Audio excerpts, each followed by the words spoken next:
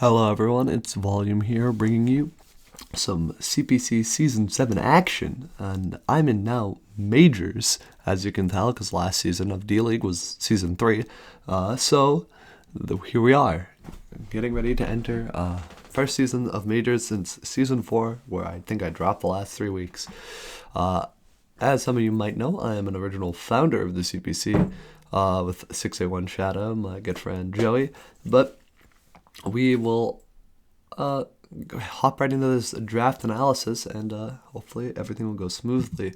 So, because the way tokens work here, we got a lot of the people from CPC last season left, so there weren't that many people who had tokens, plus there weren't that many people who recorded earlier, and if you don't know what tokens are, they're a thing that to incentivize people to record their battles and team builders and upload a draft analysis by a certain date. So, and the last season rewards were like you can invite someone for 5 tokens. You can franchise and you can bid for your draft spot.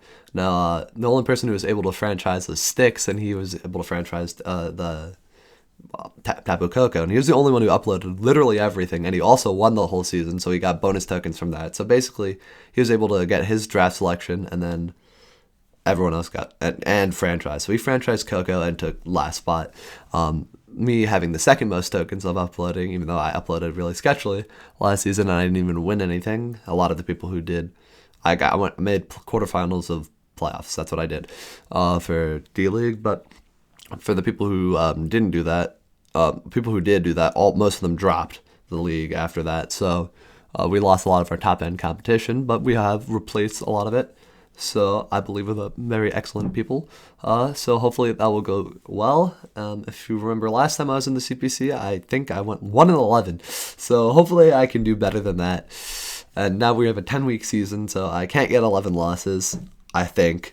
So let's hope for the best there. And yeah, so anyway, because of tokens, I was able to I was able to get first pick in the draft, and that was very difficult for me because I'm not a very decisive person. I'm like, wait, now I have all these options, and obviously the thing that I would have first picked is Coco, but since Coco Styx as a franchise, and it's a first pick franchise, so it's not like busted and he gets it at the end and he can just draft more OP stuff. It counts as his first pick, but no one else can draft it. So I'm sitting here debating what do I want to go for, and there's a lot of good options.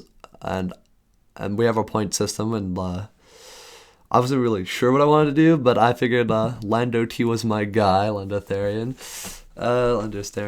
and the reason why is very versatile Pokemon, you can do pretty much anything you wanted to. You can run Special Lando if you really want to bring heat. You can run Scarf, Bulky, it has rocks, it's Intimidate, it basically has everything you want from a Pokemon, so that's why it is rated very highly in the Draft League format.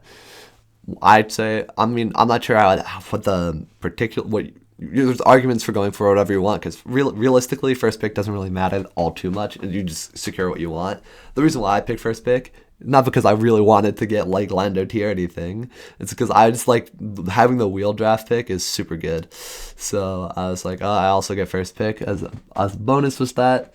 So I ended up going with Lando T here.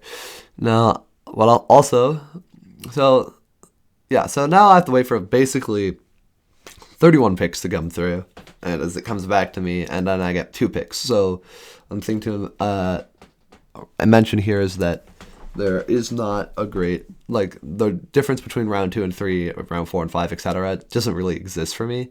That's why some of my picks might seem a little off. But anyway, I'm thinking, like, what do I not want to deal with Lando T? Obviously, I'm not going for, like, a traditional Dragon Fairy Steel or Fire Water Grass core immediately here with Lando T, but, like, ground types are super strong in the format. But I decided, I really don't want to have to deal with, like, eating Scalds. So I drafted Volcanion round 2. Well, you might say, like, that's really early, like, and it might be in some cases, and you might say it's one-dimensional, but it blows things up. And if you know what I like to draft things that blow things up. So, and only 70 base speed, I think. It's not the fastest mod in the world, but it gets the best water stab in the game, I'm pretty sure. Steam Eruption, which is 30% chance to burn, 110 power, 95% accuracy is the only downside. And I have a massive special attack, and I also get Water Absorb, so I don't have to deal with water type attacks. Well, the problem with Water Absorb on Volcanion is that it doesn't really have anything to hit other water types. So that's the problem with drafting Volcanion. But I like the idea that I could predict around and switch into this thing, and then I could obviously prep for whatever water type they're bringing. And so that's what I was thinking when I went for this pick. And also I wanted a fat special attacker because Lando T is not usually a special attacker, and if you are bringing a special attack every week, that's not great. So, very not great, but yeah. And then for my third pick, I went for Mega Scizor here because I know I have a quad resist. So also Volcanion quad resist ice and quad resist fire. So I have two 4 times weak Pokemon and a Pokemon that resists both those 4 times weak by 4 times. 4 times resist, basically. Mega Scizor pairs really well with Lando T in terms of forming a U-turn core, which helps with momentum. Now, what I want to draft around Mega Scizor. Mega Scizor can be a sweeper. It can be utility. It can be a tank. A sweeper version of it isn't necessarily the most versatile, but you can also bring it just as a straight wall breaker, just to break something that you don't want to deal with, or like to enable your carry for the match. And it also gets priority bullet punch with Technician boosted, and it gets Roost, U-turn, defog. So I believe Lando T also gets defog. I think Lando T gets defog. I'm not 100% sure. I know Volcanion gets defog and Scizor gets defog. So I have 3 defog users, I think. You can double check me on the Lando T thing. I don't know. What do I really want to bring defog Lando T? No, but could I? Probably. I think it gets it. Everything gets defog now. That's the point. So I'm not really too worried about hazards. And Scizor is one of the strongest steel types in the game, so that you could draft early on, like your Jirachi, Celesteela, and Scizor, really, Mega Scizor, and there aren't that too many. Those are the upfront steel types. I might be forgetting something, but there aren't really too many high tier steel types. So and Scizor gets great steel type stat. The only problem with Scizor is that it's not I'm right now currently weak to ground, because Scizor's not a ground resist, even though it's bug type, and that makes it annoying. And right now I kind of just get wiped by 1,000 arrows and stuff, but again, I have to wait another 31 picks for the draft to get back to me, and right now I kind of want to complete I want a dragon type, probably. A dragon fairy is really important. I can also get a grass type to complete those cores, because Volcanion kind of fire and water type, but we'll see what I go for here, and it's going to be Thunderous Eye, which is neither of those things that I mentioned, because I was like, I really want, I saw that Thunderous Eye was still up, and I was like, this thing isn't going to last for the next 2 rounds, because this is the end of round 4 and the beginning of round 5. It's going to go. And I'm like, I really like bursting through things, plus my speed tiers aren't fantastic right now. I have a 92, 70, and 75, so Thunderous will be a base 111, which is super good. It gets Prankster, so I can use it as utility, Thunderwave taunt, but now the Thunderwave is 90% accuracy. It's not the best in the world anymore, but it's still super strong. It has setup both physically and specially, and it has a pretty decent move pool. So it's a really strong electric type. People generally like to have strong electric types to break through bulky waters, when my team right now doesn't really break through bulky waters. I mean, Volcanion can switch into the Scalds right now, so that's fine, but Thunderous is better for actually breaking them. Also, Thunderous provides me it gives me Volt Switch and U-turn. I think, it gets both. So that's great for me. So the only problem now, I have another ice weakness, but I have 2 ice resists. It's not that big a deal. So yeah, and then the next thing I picked was Nihilego, because I really wanted to use this thing. So as you can see, I'm just who needs cores? Not me, because that's how I feel about Pokemon, apparently. I like to draft this massive bulk. Not massive bulk, massive offense. I had to say that really horribly wrong. So, Nihilego also helps a little bit with speed tiers, 103. Now, there's not too many fast mod available at this point in the draft, I'm pretty sure. I could go for some late weird stuff, I could get Crobat, but I don't want more rock weaknesses, more ice stuff. It's like, ugh. But Nihilego, could be a great late game sweeper depending on the team that you're facing against, and it also gets Stealth Rocks and Toxic Spikes, and already have pretty good hazard control. Though I mean, I don't have any Rapid Spinners, so I kind of want to pick a Rapid Spinner up now. And I've been really wanting to use this mon. I haven't gotten to do it. I didn't think it did that much damage until I played against it. And I'm like, oh my, or like I was prepping against it. And I was like, this thing is disgustingly powerful in terms of special attack. The problem is it does not have a defense stat, and that's not optimal. So as you can see, I kind of have like a bulky offense for my first 3 picks, and then these are pretty much straight offense. But yeah, again, now I have to wait another 31 picks for the draft to come back around to me.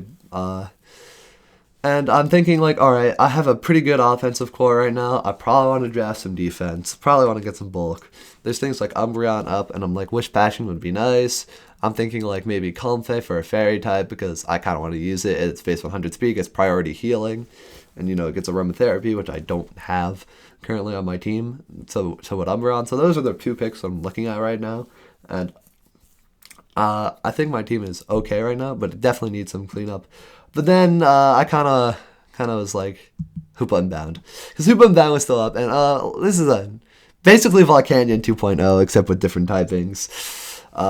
It's slightly faster, and I think it's more powerful, but it does not have a defense stat, having 60 defense, but its special defense is massive. It gets taunt and stuff, so I could run it sort of utility, but it doesn't get healing.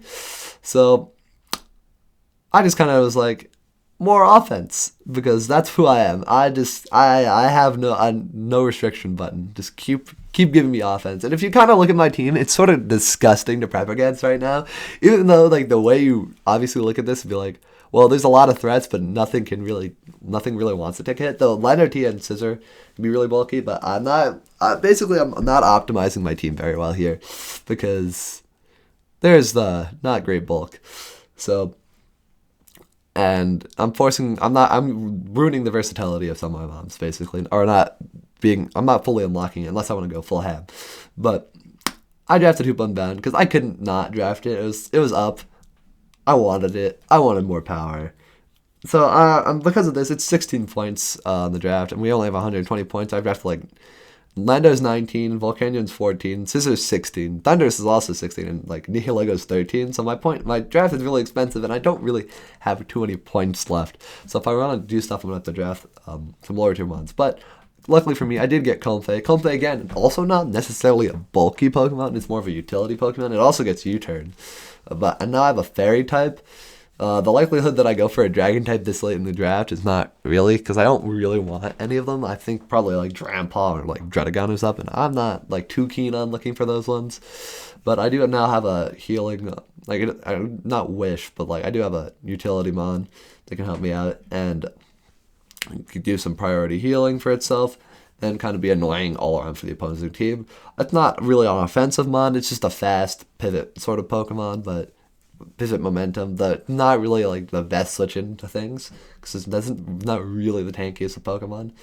So yeah, so my team is looking interesting to say the least. It's not great, I would say, but this is like by like someone else's standards, probably not great. For me, I kind of love having these teams where it's like all offense, though. I might change this team up. Let's see how the next couple weeks go, and we'll see what happens. So my next pick was Delmice, after waiting all the way for it to come back to me again for my wheel. So I asked Delmice finally complete the fire water grass core with Volcanion and Delmice, so it's not like the best fire water grass core of all time. And Delmice is a spin blocker, so that helps me, and it also gets rapid spin, which is nice. And that's basically the 2 reasons why I drafted it. Also, it's a grass type, though it's a physical grass type. I think it gets lead treat, not 100% sure. It can be offensive, it can be defensive, most likely going to be defensive if I bring it. But because the thing about my team is that a lot of the Pokemon I have are very versatile to begin with, and they're versatile offensively and defensively. So that's why my team is good. I like having these versatile teams that can do whatever they want. And, some of my move pools may seem restricted a little bit, but they generally have good 4, 5, 6 moves they can use that would be viable on them. So that's good for me. And then I was like, why stop at 1 spinner when you can have 2 spinners? And I got Hitmontop. I love Hitmontop. It's one of my favorite low tier mons. I don't know why. You can sweep with this thing with a bulk upset. You could just bring Tank, Intimidate. You have Technician, and you get Spin, which is really nice for utility purposes. I believe it also gets taunt. It gets some weird moves, but not the most in terms of move pool. It doesn't really have the most diverse move pool in terms of typings. So that's what I went with here. And at this point, I have 1 point left. And you know what I'm going to draft when I have 1 point left? I feel obligated to. It's Ghastly, my favorite Pokemon. Not my favorite Pokemon, but Mega Gengar. It's my guy. I drafted it as my 1 point Pokemon last season in D-League. It's not a great 1 point mon, but I could not go for it, and I didn't really want to search through the depths of 1 point mons, because realistically, this 1 point mon, it doesn't, because in the way that our free agencies work here is you can drop, it's not based, you only have 3 free agencies, but it's based off how many Pokemon you pick up, not how many you drop. So yeah, I'm not going to be too worried about, I'm going to drop this thing maybe if I want the extra 1 point. But it's nice to have 1 extra mon on your team to prep for it. And Ghastly can be super annoying with Destroy Scarf, Destiny Bond, or something stupid. And it's basically, if I'm going to bring it, it's probably going to be a Scarfer. Because it gets pretty much one-shot by everything, and base 80 isn't really outspeeding anything. But it does have a decent special attack, so it can be useful if I wanted it to. So this is my draft for Season 7 of the CPC.